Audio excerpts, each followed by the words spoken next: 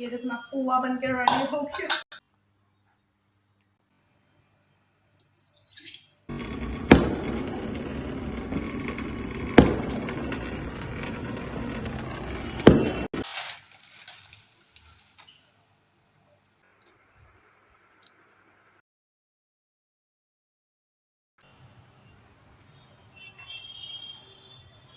ये भी जना से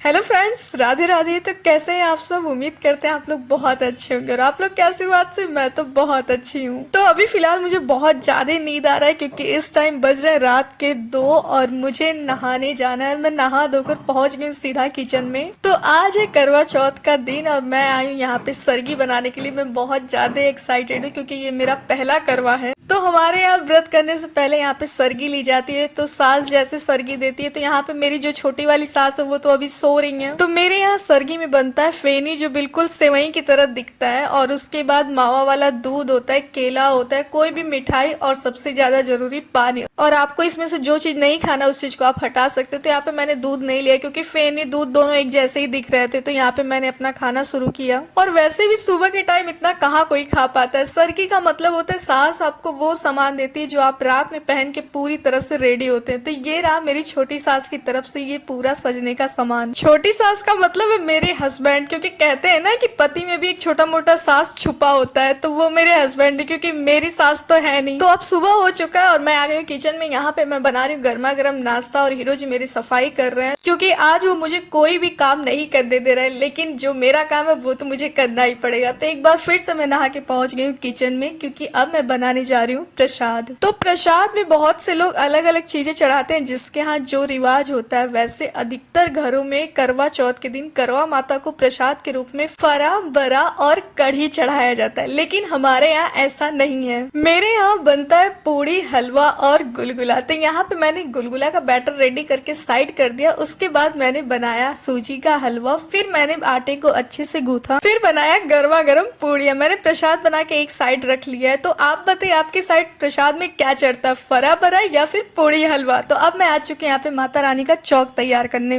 तो मुझे ना कोई भी पूजा हो वहाँ का डेकोरेशन करना मुझे बहुत ज्यादा पसंद है। तो यहाँ पे मैंने सबसे पहले छोटी सी चौकी ली, उस पे लाल कलर का दुपट्टा बिछा के और पीछे से बैकग्राउंड रेडी कर लिया। और फिर लगाया मैंने लतरन, छोटी वाली लाइट्स मुझे बहुत ज्यादा अच्छी लगती है और इसमें मेरी मदद की मेरे हीरो जी ने। और यहाँ पे देखो मेरा बैकग्राउंड बनके पूरी तरह से रेडी हो चुका है और अब टाइम हो चुका है रेडी होने का। तो मैं आ गई यहाँ पे 16 श्रृंगार करने के लिए। तो यहाँ पे मैं रेडी भी हो रही थी और कुछ रील्स भी बनाए जो आपको मेरे शॉर्ट्स में दिखा होगा। तो अब मैं पूरी तरह से तैयार हो चुकी हूँ। मेरे छोटी सास ने जो मुझे दिया था, आई मीन मेरे हस्बैंड ने जो कुछ भी दिया था, यहाँ पे मैंने सब कुछ पहन लिया है और अब मैं आ गई यहाँ पे पूजा करने के लिए। तो सबसे पहले यहाँ मैंने चावल के आटे से माता रानी का चौक तैयार किया, 2 फूल बनाया कलश रखने के लिए। और उसके बाद यहाँ पे माता के आसन के नीचे मैंने थोड़ा सा चावल का आटा डाला। फिर मैंने दोनों जगह आसन बिछाया और एक आसन पे करवा माता को विराजमान किया, दूसरे पे गौरी माता को बैठाया। फिर मैंने करवा तैयार किया यहाँ माता रानी का। फिर मैंने अपना जल भर के रखा। उसके बाद माता जी को फूल चढ़ाया, फल चढ़ाया, टीका लगाया, धूप किया।